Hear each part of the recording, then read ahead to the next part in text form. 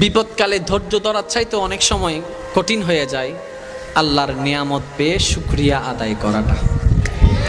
কারণ একটু ঠান্ডা মাথায় খেয়াল করে দেখলে দেখবেন আমাদের জীবনে নাই কি সেটা নিয়ে আমাদের আফসোসের শেষ নাই, কিন্তু না চাইতে আল্লাহ দয়া করে কি কি দিয়েছেন সেটা নিয়ে শুকরিয়া আদায় করতে পারি না। সেজন্য না পাওয়া নিয়ে আফসোসের শেষ নাই, আর পাওয়া নিয়ে শুকরিয়া নাই, যার কারণে টোটাল হিসাবটা আমাদের জীবনটা অশান্তিময়, 0-0-0। তো শান্তিময় করবেন কিভাবে? না পাওয়া নিয়ে আফসোস বাদ দেন, আল্লাহর ভরসায় ছেড়ে দেন। যা পেয়েছেন, যতটুকু পেয়েছেন, যেভাবে পেয়েছেন ওইটার উপর বলেন, মওলা যা তুমি দান করেছো সেটা পাওয়ার যোগ্য আমি নই, তুমি দয়া করে আমাকে দিয়েছো, মওলা এটাই তোমার দয়া, এটাই তোমার দয়া, এটাই আমার জন্য বড় পাওয়া। আলহামদুলিল্লাহ, আলহামদুলিল্লাহ, আলহামদুলিল্লাহ। আপনি মন থেকে বুঝে শুনে রবের প্রেম নিয়ে আলহামদুলিল্লাহ বলতে থাকবেন, আপনার অশান্ত মনের শান্তির ব্যবস্থা রব্বে করিম ব্যবস্থা করে দিবেন। সুবহানাল্লাহ। যারা সুদের সাথে লেগেছেন আপনারা মন থেকে তওবা করে ফেলুন, কাউকে বলতে হবে না, শুধু আপনি জানবেন, আপনার রব জানবে। আর রবকে বলবেন, ইয়া রব তুমি তো কুল কায়নাতের মালিক, আমি আটকাই গিয়েছি অল্প টাকার কারণে, মওলা না বুঝে গিয়েছি, আমার ওই বুদ্ধি বুঝ নেই, মওলা জানি এই রাস্তাটা পছন্দ না তোমার, কিন্তু আমার তো কোনো উপায় নেই, ওইটাও বুঝতে পারি না, তুমি সাহায্য করবা, মাঝখানে ধৈর্য ধরতে হবে আমাকে, আমি অধৈর্য হয়ে গিয়েছিলাম, মওলা তোমার উপর ছেড়ে দিলাম, তুমি আমাকে এইবারের মতো এখান থেকে উদ্ধার করে নাও, বাকি জীবন আমি সুদের সাথে থাকবো না। আপনি শুধু মন থেকে তওবা করে একবার বলে দেখেন, আপনার রব যে আপনাকে ওইখান থেকে কিভাবে হেফাজত করবে আপনি কল্পনাও করতে পারবেন না। সুবহানাল্লাহ। এবার সেটার একটা বাস্তব প্রমাণ আমি আপনাদেরকে এখানে দিচ্ছি। এখানে অনেক বিদেশি ভাইয়েরা আছেন, অনেক প্রবাস, হয়তো উনি গিয়েছেন, না হয় ওনার কোন আত্মীয় স্বজন বিদেশ গিয়েছে, আছে না নাই? অনেকের ক্ষেত্রে দেখেছেন কিংবা শুনেছেন বিদেশের যাওয়ার ভিসা চলে এসেছে, কিন্তু টিকেটের টাকা, কিন্তু সেই ব্যক্তিটা বিদেশ গিয়ে টাকা কামাই চলে আসছে। এবার বন্ধুর সাথে, ভাইয়ের সাথে সাক্ষাৎ হওয়ার পরে উনি বললেন, আরে কিরে তুই না টাকার অভাবে টিকিট করতে পারছিলি না, এরকম হয়েছিল না, তো বিদেশ গেছস কেমনে? তো ও একটা কথা বলে, এমনি এমনি কেমনে কেমনে কেমনে কেমনে হয়ে গেছে। সত্যি করে বলেন, বলে কি বলেন, কেমনে কেমনে ব্যবস্থা? রব বলে, বান্দারে কেমনে কেমনে না, একটু আমার দিকে তাকা, এমনে এমনে এমনে এমনে আমি রবে ব্যবস্থা করে দিয়েছি। আরো সহজ করার চেষ্টা করছি, আরো সহজ করার। বাড়ি বাঁধানোর আগে আমরা একটা এস্টিমেট করি কত লাগতে পারে, কথা বলতে হবে তো ভাই। কোন একটা কাজে নামার আগে আমরা একটা এস্টিমেট করি আনুমানিক কত খরচ হতে। সত্যি করে বলেন তো, বাড়ি কিংবা গাড়ি কিংবা আপনার বিয়ে বাড়ি যাই হোক না কেন, খরচ কি এস্টিমেট মোতাবেক হয় নাকি তার চেয়ে বেশি হয়? আমরা করি একরকম, হয়ে যায়, অন দ্য স্পটে গেলে এটা চেঞ্জ হয়।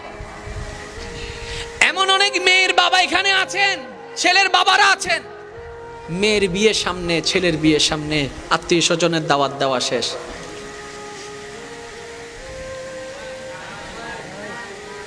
অনেক সাক্ষী এখানে আছে। আমি বললাম, বাবা, চাচা, ভাইয়া আপনার মেয়ের বিয়ে কি আটকাই ছিল? বলে যে না। ছেলের বউ বিয়ে কি আটকাই ছিল? বলে যে না। তো টাকা তো ছিল না, কেমনে? কেমনে কেমনে কেমনে কেমনে কেমনে কেমনে কেমনে কেমনে কেমনে রব বলে, কেমনে কেমনে কেন, আমি আছি না। আর একটু জোরে বলতে হবে। এমন বাস্তবতার সাক্ষী এখানে অনেকেই আছেন। ঘর বাঁধতে নামার আগে সেই পরিমাণ টাকা ছিল না, কিন্তু যখন কাজে নেমে গিয়েছে আল্লাহ কাজটাও আটকায় রাখে নাই, কোনো না কোনো ভাবে আল্লাহ তাআলা রিজিক দিয়ে ঘরটাকে ছাদে রূপান্তর করে দিয়েছেন, 2 তলা বানিয়ে দিয়েছেন, 3 তলা বানিয়ে দিয়েছেন। তাহলে আপনি একটু ভাবেন তো, এমনি টাকা নাই, এতগুলো টাকা আসলো কিভাবে? এটাই হচ্ছে রবের রহমত। এটাই হচ্ছে রবের নিজাম। বান্দা যখন আটকিয়ে যায়, রব তখন রহমত দিয়ে ওই বান্দাকে ওই গর্ত থেকে তোলার ব্যবস্থা করে দেন। এবার আপনি একটু ভাবেন, এই সারা বিশ্বকে চালাচ্ছেন উনি কে? জোরে বলেন না। বর্তমানে বিজ্ঞানের মারেফতের মাধ্যমে আমরা জানতে পারলাম, এই পৃথিবীর তুলনায় প্রায় 9 লক্ষ গুণের চাইতেও বেশি বড় হচ্ছে একটা সূর্য। প্রত্যেক দিন সেই সূর্যকে পূর্ব আকাশে তুলে কে, আবার পশ্চিম আকাশে অস্তমিত করে কে?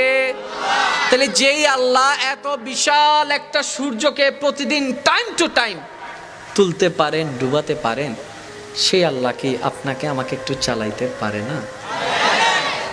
যে রব এত বিশাল বিশ্ব ব্রহ্মাণ্ডকে প্রতিটা মুহূর্তে চালাইতে পারে, সূর্যের তো ডুপ্লিকেট করার প্রয়োজন হয় নাই, চাঁদের তো ডুপ্লিকেট পথে যাওয়ার প্রয়োজন হয় নাই।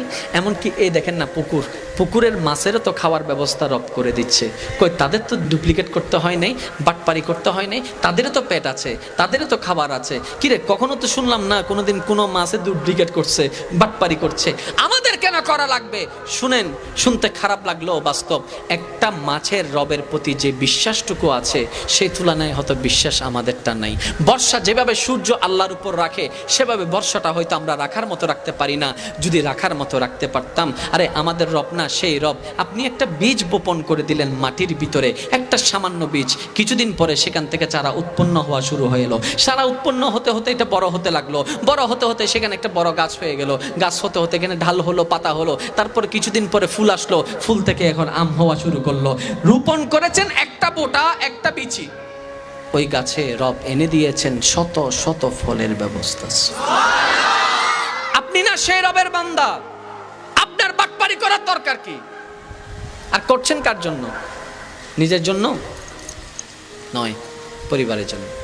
এবার সেই পরিবারে যদি আপনার চোখ উল্টাই ফেলে, এর চাইতে বড় দুঃখের আর কিছু হতে পারে? জগৎ দেখেছে কিছুদিন আগের ঘটনা, বাবা সম্পদ কামিয়েছে সন্তানের জন্য, বাবা বিদায় নিয়েছে, সন্তানরা ঝগড়া করছে, লাশ দাফন করছে না, আগে সম্পত্তি ভাগাভাগি করতে বাবার লাশটা পৌঁছে যাচ্ছে। তাহলে আজকে যেটা অন্যের ঘটনা আপনি আমি দেখছি, তো বুদ্ধিমান কারা? যারা অন্যের ঘটনা দেখে সেখান থেকে শিক্ষা নিয়ে নিজে আগে সেফ হয়ে যায়, প্রস্তুতি নেই, তাদের জীবনে এমন ঘটনা আসার সম্ভাবনা কমে যায়। আপনি আপনার বিবেকের জ্ঞান দিয়ে আমি একটা পরামর্শ দিচ্ছি, ভেবে দেখবেন। যারা অন্যায় পথে টাকা কামায়, যারা 2 নাম্বারই করে, যেভাবেই হোক, আপনি আপনার জায়গা থেকে গবেষণা করে দেখেন, তারা পারিবারিকভাবে, সাংসারিকভাবে যতই ভালো দেখাক সমাজকে, ভিতর থেকে কেউ ভালো নয়।